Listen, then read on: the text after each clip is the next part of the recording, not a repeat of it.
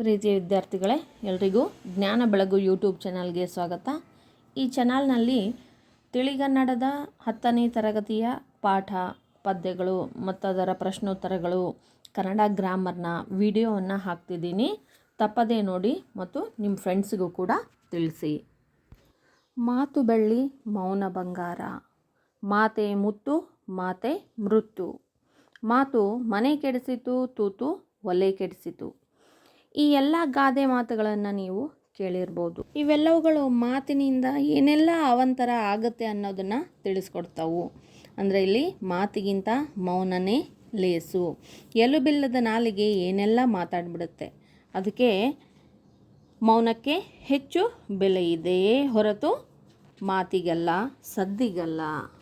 ಬಸವಣ್ಣವರು ಕೂಡ ಕಾಯಕವೇ ಕೈಲಾಸ ಅಂತ ಹೇಳ್ಯಾರ. ಕಾರ್ಯ, ಚಟುವಟಿಕೆ, ಕರ್ತವ್ಯಕ್ಕೆ ಹೆಚ್ಚು ಬೆಲೆ ಕೊಡ್ರಿ ಅಂತಲೂ ಕೂಡ ಹೇಳಿದ್ದಾರೆ. ಆದರೆ ಒಂದು ಕೈಯಿಂದ ಮಾಡಿದ ಕೆಲಸ ಇನ್ನೊಂದು ಕೈಗೆ ಗೊತ್ತಾಗಬಾರ್ದು. ಎಲೆಯ ಮರೆಯ ಕಾಯಿಯಂತೆ ಸದ್ದು, ಆಡಂಬರ, ಪ್ರದರ್ಶನ ಮಾಡ್ದೇ ಕೆಲಸ ಕಾರ್ಯಗಳನ್ನು ಮಾಡಬೇಕು. ಅಂದರೆ ಸದ್ದು ಮಾಡಬಾರ್ದು ಅಂತ. ಇದೇ ನಾವು ಇವತ್ತು ಕಲಿತಕ್ಕಂತಹ ಪದ್ಯ. ಸದ್ದು ಮಾಡದಿರು, ಸದ್ದು ಮಾಡದಿರು. ಪದ್ಯ 3. ಕವಿ CP ಕೃಷ್ಣಕುಮಾರ್. ಕೃತಿಕಾರರ ಪರಿಚಯ. ಇವರು CPK ಎನ್ನುವ ಕಾವ್ಯನಾಮದಿಂದ ಪ್ರಸಿದ್ಧರಾಗಿದ್ದಾರೆ. ಇವರ ಪೂರ್ಣ ಹೆಸರು ಡಾಕ್ಟರ್ ಚಿಕ್ಕನಾಯಕನಹಳ್ಳಿ ಪುಟ್ಟೇಗೌಡ ಕೃಷ್ಣಕುಮಾರ್. ಇವರು ಕೃಷ್ಣರಾಜಸಾಗರ ತಾಲೂಕಿನ ಚಿಕ್ಕನಾಯಕನಹಳ್ಳಿಯಲ್ಲಿ 1939ರಲ್ಲಿ ಜನಿಸಿದ್ರು.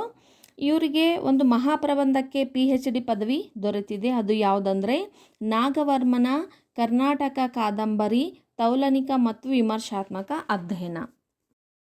ಇವರು ವಿದ್ಯಾರ್ಥಿ ಇದ್ದಾಗನೇ ಸಾಹಿತ್ಯವನ್ನು ರಚನೆ ಮಾಡ್ತಾಯಿದ್ರು. ಇವರಿಗೆ BM ಶ್ರೀಯವರ ರಜತೋತ್ಸವ ಕಾರ್ಯಕ್ರಮದಲ್ಲಿ ಸುವರ್ಣ ಪದಕನೂ ಕೂಡ, ಗೋಲ್ಡ್ ಮೆಡಲ್ ಕೂಡ ಸಿಕ್ಕಿದೆ. ಇವರ ಮೊಟ್ಟ ಮೊದಲ ಕವನ ಸಂಕಲನ ತಾರಾ ಸುಖ.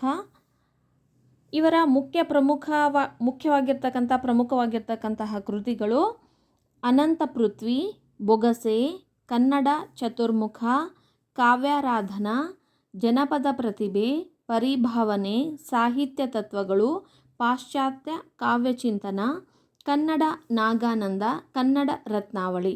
ಇನ್ನು 300ಕ್ಕೂ ಹೆಚ್ಚು ಕೃತಿಗಳನ್ನು ಇವರು ರಚನೆ ಮಾಡಿದ್ದಾರೆ. ಇದರಲ್ಲಿ ಕೆಲವು ಪ್ರಮುಖವಾಗಿರ್ತಕ್ಕಂಥ ಕೃತಿಗಳನ್ನು ಮಾತ್ರ ಕೊಡಲಾಗಿದೆ. ಇವರು ಕನ್ನಡ ಸಾಹಿತ್ಯ ಕ್ಷೇತ್ರಕ್ಕೆ ನೀಡಿದ ಕೊಡುಗೆಗಳಿಂದಾಗಿ, ರಚನೆ ಮಾಡಿದ ಕೃತಿಗಳಿಂದಾಗಿ ಇವರಿಗೆ ಸಂದ ಪ್ರಶಸ್ತಿಗಳು ಯಾವುವು ಅಂದರೆ ಬಸವ ಸಾಹಿತ್ಯ ಶ್ರೀ, ವಿದ್ವತ್ ಶಿರೋಮಣಿ, ಹನಿಗವನ ಹರಿಕಾರ, ಕರ್ನಾಟಕ ಸಾಹಿತ್ಯ ಅಕಾಡೆಮಿ ಪ್ರಶಸ್ತಿ, ಜಾನಪದ ತಜ್ಞ ಪ್ರಶಸ್ತಿ, ರಾಜ್ಯೋತ್ಸವ ಪ್ರಶಸ್ತಿ, ಚುಟುಕು ರತ್ನ ಪ್ರಶಸ್ತಿ ಇತ್ಯಾದಿ. ಈ ಎಲ್ಲ ಬಹುಮಾನಗಳು ಹಾಗೂ ಪ್ರಶಸ್ತಿಗಳು ಇವರಿಗೆ ಇವರ ಒಂದು ಸಾಹಿತ್ಯ ರಚನೆಯ ಪ್ರತಿಫಲವಾಗಿ ದೊರೆತಿವೆ. ಇವರು 2011ರಲ್ಲಿ ಗಂಗಾವತಿಯಲ್ಲಿ 78ನೇ ಅಖಿಲ ಭಾರತ ಕನ್ನಡ ಸಾಹಿತ್ಯ ಸಮ್ಮೇಳನ ಏನು ನಡೀತಲ್ಲ, ಅದರ ಅಧ್ಯಕ್ಷತೆಯನ್ನು ಇವರು ವಹಿಸ್ಕೊಂಡಿದ್ರು. ಈ ಪ್ರಸ್ತುತ ಕವನನ ಇವರ ಬೊಗಸೆ ಎನ್ನುವಂಥ ಕವನ ಸಂಕಲನದಿಂದ ಆರಿಸಿಕೊಳ್ಳಲಾಗಿದೆ. ಪಾಠ ಪ್ರವೇಶ. ಈ ಪಾಠ ಪ್ರವೇಶದಲ್ಲಿ ನೀವು ಪದ್ಯದ ತಿರುಳು, ಪದ್ಯದ ವಸ್ತು ವಿಷಯ, ಕೃತಿಕಾರರ ಉದ್ದೇಶ ಎಲ್ಲವನ್ನು ನೀವು ಇಲ್ಲಿ ತಿಳ್ಕೊಳ್ತೀರಿ. ಆಡಂಬರ, ಪ್ರದರ್ಶನ ಇವುಗಳಿಗೆ ಜನ ಮನಸೋಲುವುದು ಸಾಮಾನ್ಯ. ಸಂಪತ್ತು, ಹೆಸರು, ಕೀರ್ತಿ ಇವುಗಳನ್ನು ಪಡೆಯುವುದೇ ಜೀವನದ ಸಾರ್ಥಕ್ಯವೆಂದು ಬಹಳಷ್ಟು ಮಂದಿ ತಿಳಿದಿದ್ದಾರೆ.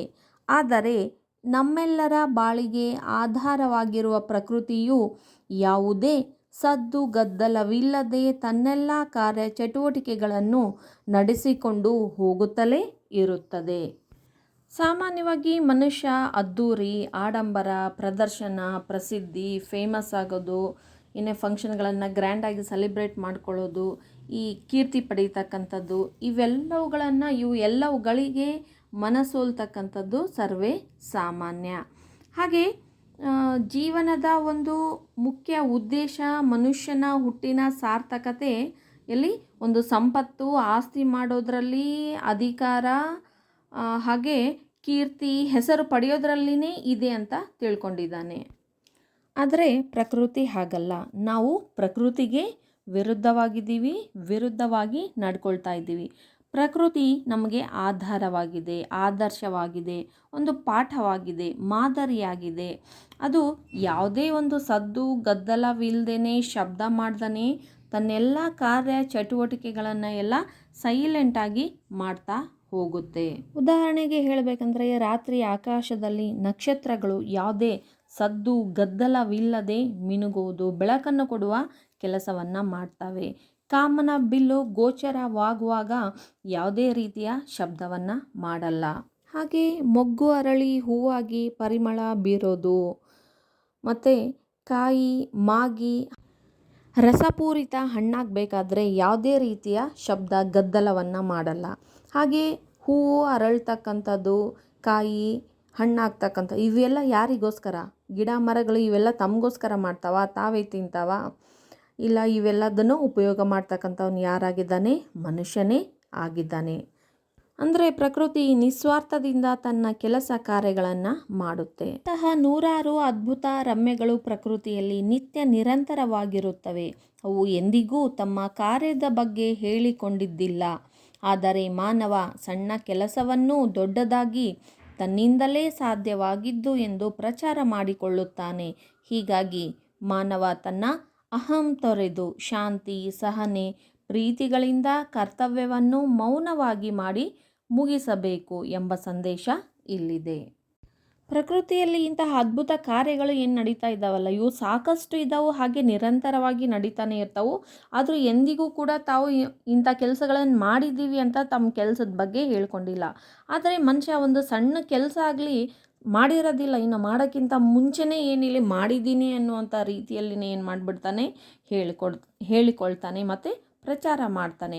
ಅದಕ್ಕೆ ಮನುಷ್ಯ ಶಬ್ದ ಮಾಡೋದನ್ನು ಬಿಟ್ಟು ಅಹಂ ಸೊಕ್ಕು ಇದನ್ನೆಲ್ಲ ಬಿಟ್ಟು ಶಾಂತಿಯಿಂದ, ಸಹನೆಯಿಂದ, ಪ್ರೀತಿಯಿಂದ ತನ್ನ ಕೆಲಸ ಕಾರ್ಯಗಳನ್ನು ಸೈಲೆಂಟಾಗಿ ಮಾಡಿ ಮುಗಿಸ್ಬೇಕು. ಅದು ಪ್ರಕೃತಿ ಯಾವ ರೀತಿಯಾಗಿ ಮಾಡ್ತಾ ಇದೆಯಲ್ಲ ಅದೇ ರೀತಿಯಾಗಿ ಮಾಡಬೇಕು ಎನ್ನುವಂಥ ಸಂದೇಶವನ್ನೇ ಈ ಸದ್ದು ಮಾಡದಿರೋ ಪದ್ಯ ನಮಗೆ ತಿಳಿಸ್ಕೊಡ್ತಾ ಇದೆ.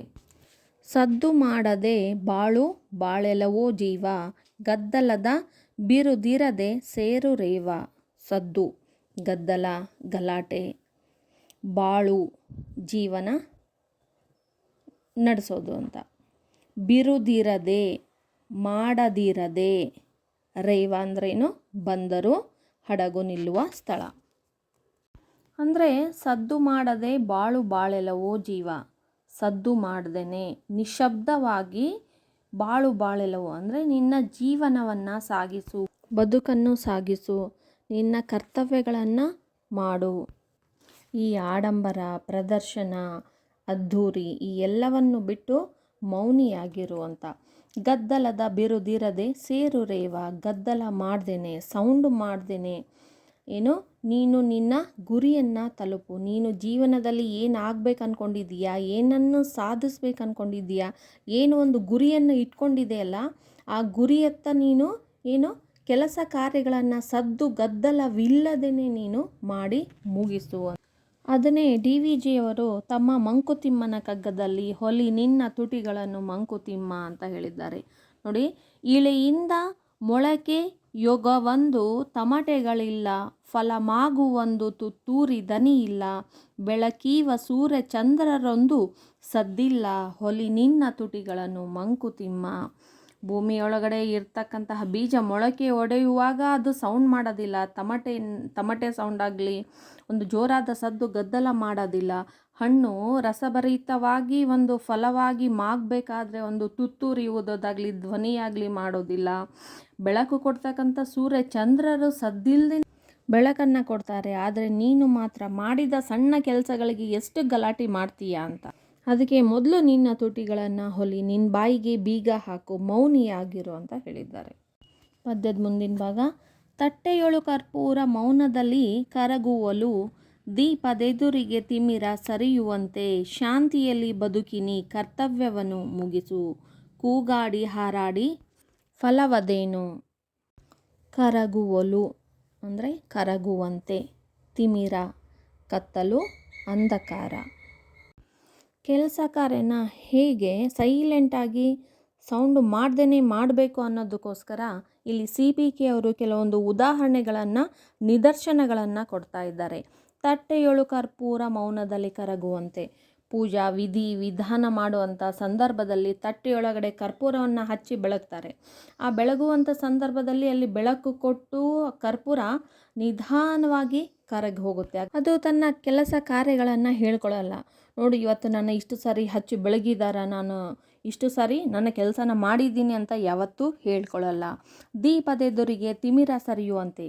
ದೀಪವನ್ನು ಹಚ್ಚಿದಾಗ, ದೀಪವನ್ನು ಬೆಳಗಿಸಿದಾಗ ಕತ್ತಲು, ಅಂಧಕಾರ ಯಾವ ರೀತಿ ತಿಮಿರ ನಿಧಾನವಾಗಿ ಸರಿದು ಹೋಗುತ್ತೋ, ಆ ಸರಿದು ಹೋಗುವಾಗನೂ ಕೂಡ ಅದು ಏನು ಮಾಡೋದಿಲ್ಲ, ಸದ್ದು ಮಾಡೋದಿಲ್ಲ, ಗದ್ದಲವನ್ನು ಕೂಡ ಮಾಡೋದಿಲ್ಲ. ಇವುಗಳ ರೀತಿಯಲ್ಲೇ ಮಾನವನು ಶಬ್ದ, ಸದ್ದು, ಗದ್ದಲವಿಲ್ಲದೆ ತನ್ನ ಕಾರ್ಯಚಟುವಟಿಕೆಗಳನ್ನು ಶಾಂತಯುತವಾಗಿ ಸಹನೆಯಿಂದ ಮಾಡಿ ಮುಗಿಸಬೇಕು. ಶಾಂತಯುತವಾದಂತಹ ಜೀವನ, ಬದುಕನ್ನು ಸಾಗಿಸಬೇಕು. ಕೂಗಾಡಿ ಹಾರಾಡಿ ಫಲವೇನು? ಕೂಗಾಡೋದ್ರಿಂದ, ಚೀರಾಡೋದ್ರಿಂದ, ಹಾರಾಡೋದ್ರಿಂದ, ತಾನು ಮಾಡಿದ ಕೆಲಸಗಳನ್ನು ಹೇಳಿಕೊಂಡು ತಿರುಗಾಡೋದ್ರಿಂದ ಫಲ ಆದರೂ ಏನು ಉಪಯೋಗ? ಸೈಲೆಂಟಾಗಿ ತನ್ನ ಕೆಲಸ ಕಾರ್ಯಗಳನ್ನು ಮಾಡಿ ಮುಗಿಸ್ಬೇಕು ಅಂತ.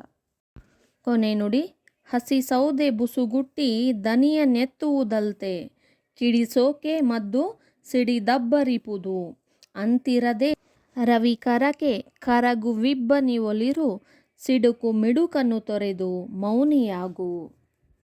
ಸೌದೆ ಕಟ್ಟಿಗೆ ದನಿಯ ನೆತ್ತುವುದಲ್ತೆ, ಶಬ್ದ ಮಾಡುವುದಲ್ಲದೆ, ಕಿಡಿ ಬೆಂಕಿ, ಅಬ್ಬರಿಸು ಜೋರಾಗಿ ಶಬ್ದ ಮಾಡು, ರವಿಕರ ಸೂರ್ಯನ ಕಿರಣ, ಇಬ್ಬನಿ ಮಂಜು. ಹಸಿ ಸೌದೆ ಬುಸುಗುಟ್ಟಿ ದನಿಯ ನೆತ್ತುವುದಲ್ತೆ. ಹಸಿ ಸೌದೆ ಅಂದರೆ ಹಸಿಯಾದ ಕಟ್ಟಿಗೆ. ಬುಸುಗುಟ್ಟಿ ಅಂದರೆ ಇಲ್ಲಿ ಬುಸ್ ಅಂತ ಸೌಂಡ್ ಮಾಡೋದು. ಈಗ ಹಾವು ಬುಸ್ ಅಂತ ಹೆಂಗೆ ಶಬ್ದ ಮಾಡುತ್ತೋ ಹಾಗೆ ಹಸಿಯಾದ ಕಟ್ಟಿಗೆ ಆ ರೀತಿಯಾಗಿ ಧ್ವನಿ ಮಾಡುತ್ತೆ, ಶಬ್ದ ಮಾಡುತ್ತೆ. ಆದರೆ ಒಣ ಕಟ್ಟಿಗೆ ಮಾಡಲ್ಲ. ಅದೇ ರೀತಿಯಾಗಿ ಅರ್ಧ ತುಂಬಿದ ಕೊಡ ಅದನ್ನು ಕೂಡ ತುಳುಕುತ್ತೆ, ಸೌಂಡ್ ಮಾಡುತ್ತೆ. ತುಂಬಿದ ಕೊಡ ತುಳುಕಲ್ಲ. ಅರ್ಧ ತುಂಬಿದ ಕೊಡ ಮಾತ್ರ ಏನು ಮಾಡುತ್ತೆ, ಇಲ್ಲಿ ಶಬ್ದ ಮಾಡುತ್ತೆ.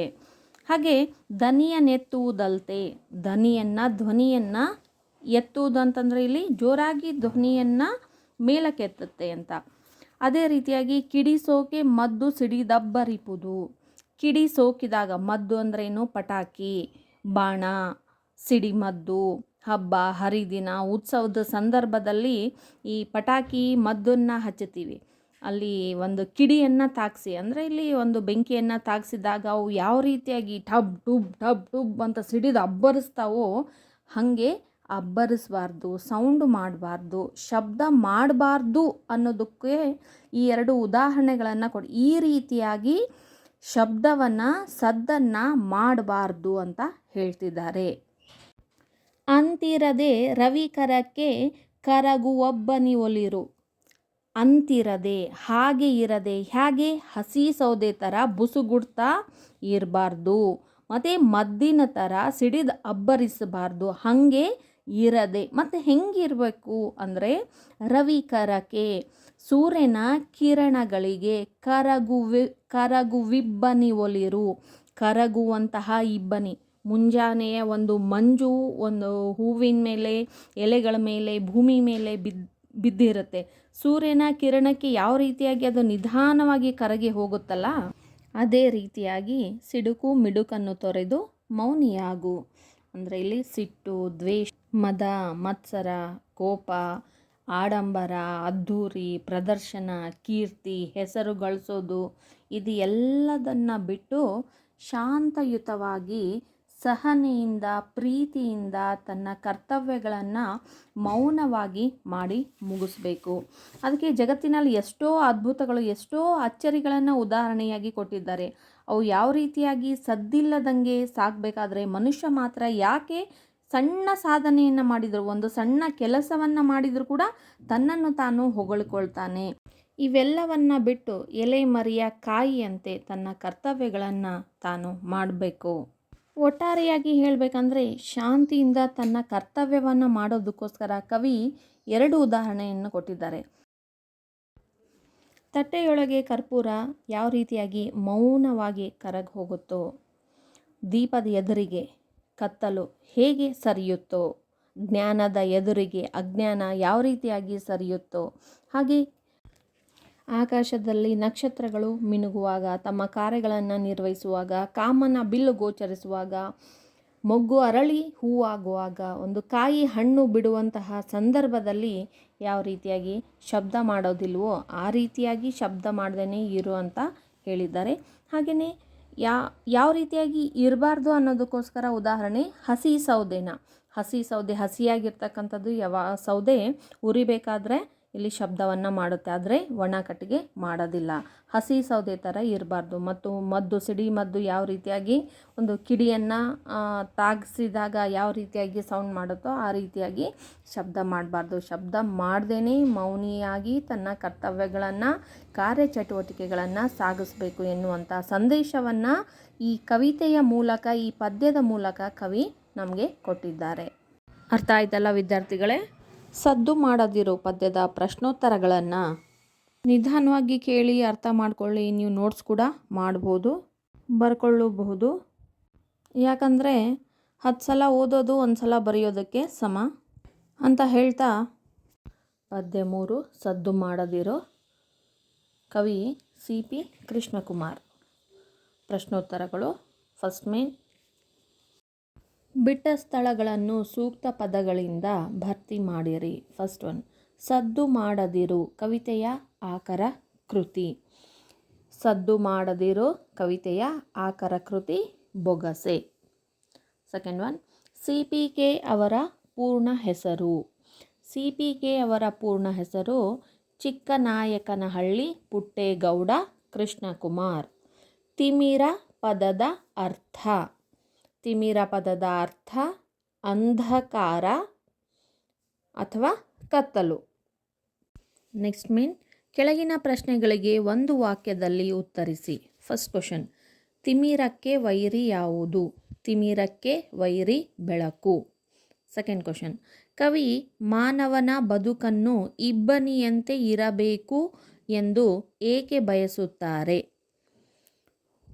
ಉತ್ತರ, ಕವಿ ಮಾನವನ ಬದುಕನ್ನು ಇಬ್ಬನಿಯಂತೆ ಇರಬೇಕು ಎಂದು ಬಯಸುತ್ತಾರೆ ಏಕೆಂದರೆ ಇಬ್ಬನಿಯು ರವಿ ಕಿರಣಕ್ಕೆ ಸದ್ದು ಮಾಡದೆ ಕರಗುತ್ತದೆ. ಥರ್ಡ್ ಒನ್, ನಮ್ಮ ಕರ್ತವ್ಯಗಳನ್ನು ಹೇಗೆ ಮುಗಿಸಬೇಕೆಂದು ಕವಿ ಹೇಳಿದ್ದಾರೆ? ನಮ್ಮ ಕರ್ತವ್ಯಗಳನ್ನು ಶಾಂತಿಯಿಂದ ಮುಗಿಸಬೇಕೆಂದು ಕವಿ ಹೇಳಿದ್ದಾರೆ.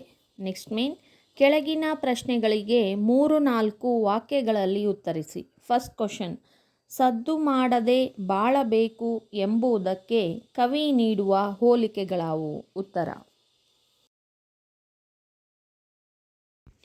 ನಮ್ಮ ಬಾಳಿಗೆ ಆಧಾರವಾಗಿರುವ ಪ್ರಕೃತಿಯು ಯಾವುದೇ ಸದ್ದುಗದ್ದಲವಿಲ್ಲದೆ ತನ್ನೆಲ್ಲ ಕಾರ್ಯಚಟುವಟಿಕೆಗಳನ್ನು ನಡೆಸಿಕೊಂಡು ಹೋಗುತ್ತದೆ.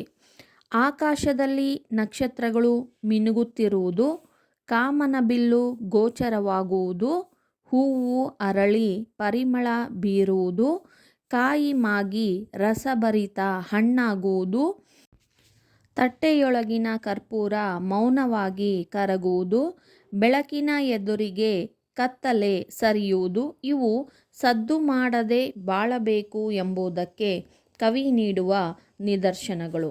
ಕ್ವಶನ್ ನಂಬರ್ 2, ಕೂಗಾಟದ ಬದುಕು ನಿಷ್ಪ್ರಯೋಜಕ ಎಂಬುದಕ್ಕೆ ಕವಿ ನೀಡುವ ನಿದರ್ಶನಗಳಾವುವು? ಹಸಿಯಾದ ಕಟ್ಟಿಗೆಯು ಉರಿಯುವಾಗ ಬುಸುಗುಟ್ಟುತ್ತಾ ಶಬ್ದವನ್ನು ಮಾಡುತ್ತದೆ.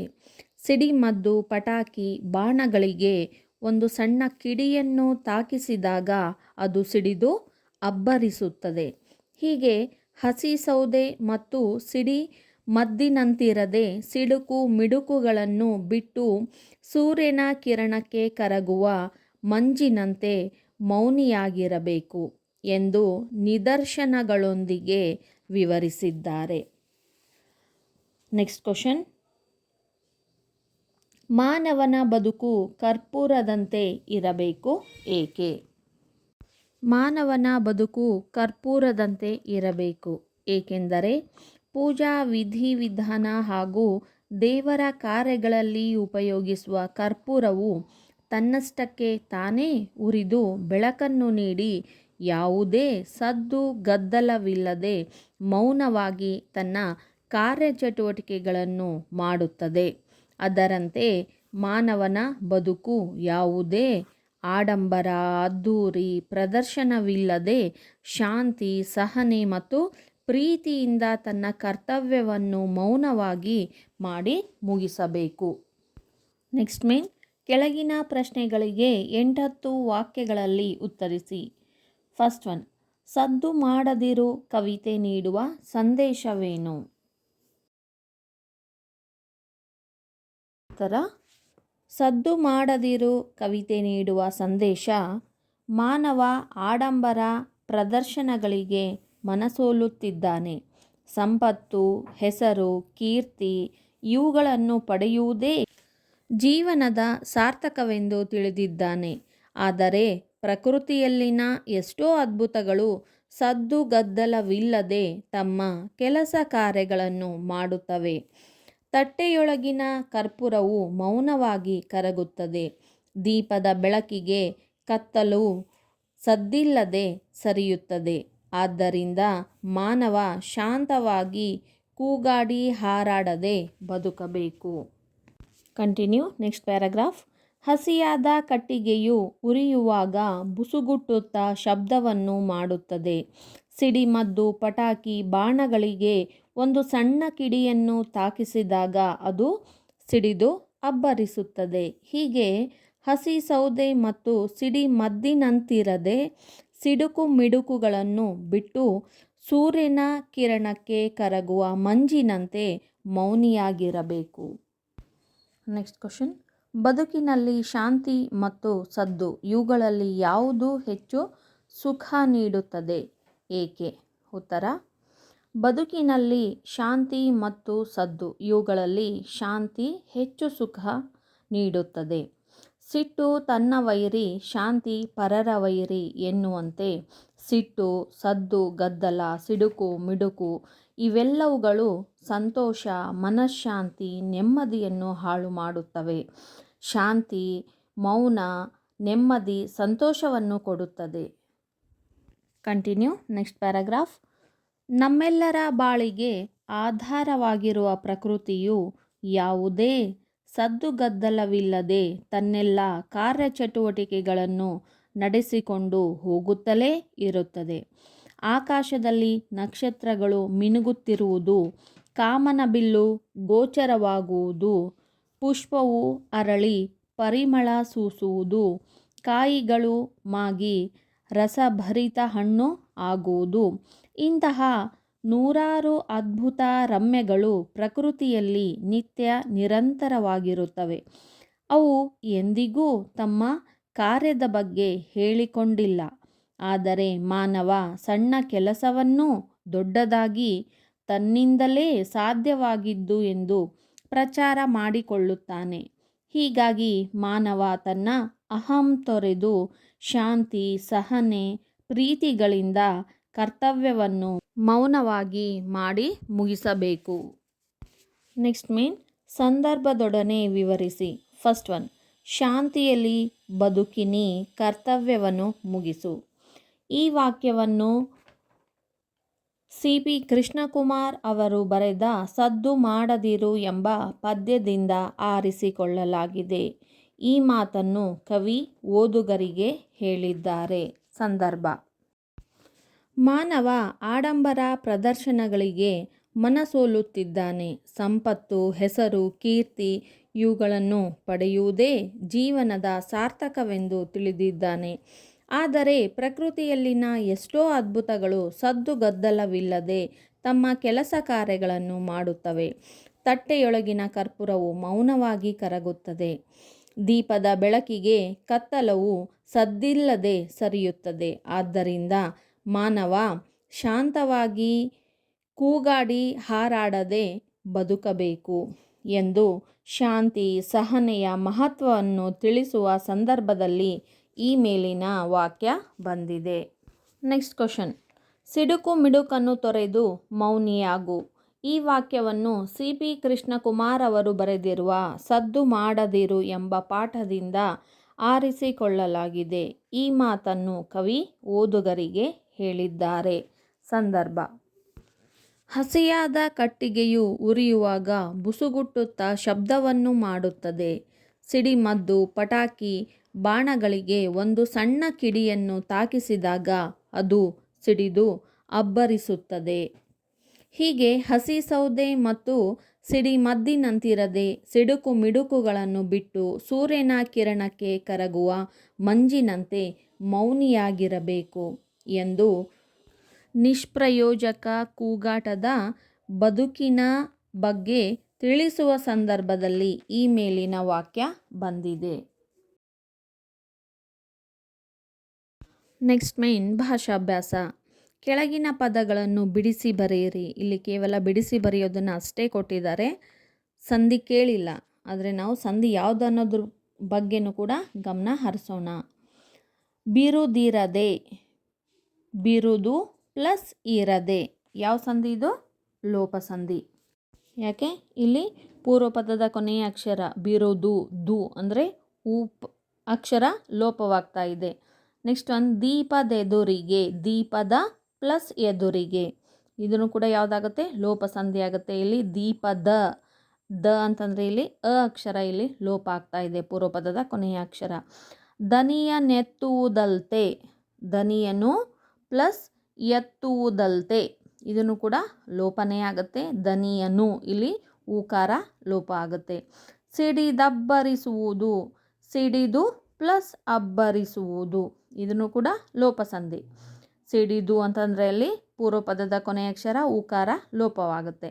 ಅಂತಿರದೆ, ಅಂತು ಪ್ಲಸ್ ಇರದೆ, ಇದನ್ನು ಕೂಡ ಅಂತು ಇಲ್ಲಿ ಊಕಾರ ಲೋಪ ಆಗುತ್ತೆ. ಮೌನಿಯಾಗು, ಮೌನಿ ಪ್ಲಸ್ ಆಗು, ಇದು ಯಕಾರಾಗಮ ಸಂಧಿ. ಇಲ್ಲಿ ಉತ್ತರ ಪದದ ಮೊದಲನೇ ಅಕ್ಷರ ಒಂದು ಹೊಸದಾಗಿ ಬಂದು ಸೇರಿಕೊಳ್ತಾ ಇದೆ, ಆ ಬದಲಾಗಿ ಯಾ ಬಂದು ಸೇರಿಕೊಳ್ತಾ ಇದೆ, ಹಾಗಾಗಿ ಯಕಾರಾಗಮ ಸಂಧಿ. ನೆಕ್ಸ್ಟ್ ಒನ್ ಕರಗು ವಿಬ್ಬನಿ ಒಲಿರು, ಕರಗು ಪ್ಲಸ್ ಇಬ್ಬನಿ ಪ್ಲಸ್ ಒಲಿರು, ಇದು ಯಾವ ಸಂಧಿನೂ ಕೂಡ ಆಗಲ್ಲ. Next question. ಕೆಳಗಿನ ಪದಗಳಿಗೆ ನಾನಾರ್ಥ ಬರೆಯಿರಿ. ನಾನಾರ್ಥ ಅಂದರೆ ಒಂದು ಪದಗಳಿಗೆ ಬೇರೆ ಬೇರೆ ಅರ್ಥಗಳೇ ಇರುತ್ತೆ, ಅದನ್ನು ಸಂದರ್ಭಕ್ಕನುಸಾರವಾಗಿ ಉಪಯೋಗ ಮಾಡಲಾಗುತ್ತೆ. ಫಸ್ಟ್ ಒನ್ ತೊರೆ. ತೊರೆ ಅಂತಂದರೆ ಏನು? ಹೊಳೆ, ಹೊಳೆ, ನದಿ, ತೊರೆ, ನೀರು ಹೆಂಗೆ ಮಳೆಗಾಲದಲ್ಲಿ ಹರಿದು ಬರುತ್ತಲ್ಲ ಅದನ್ನು ತೊರೆ ಅಂತ ಹೇಳ್ತಾ ಇದ್ವಿ. ಇನ್ನೊಂದು ಅರ್ಥ ತೊರೆ ಅಂದರೆ ಏನು? ಬಿಡುವುದು ಅಂತ. ನೆಕ್ಸ್ಟ್ ಒನ್ ಮದ್ದು. ಮದ್ದು ಅಂತಂದರೆ ಏನು? ಔಷಧಿ.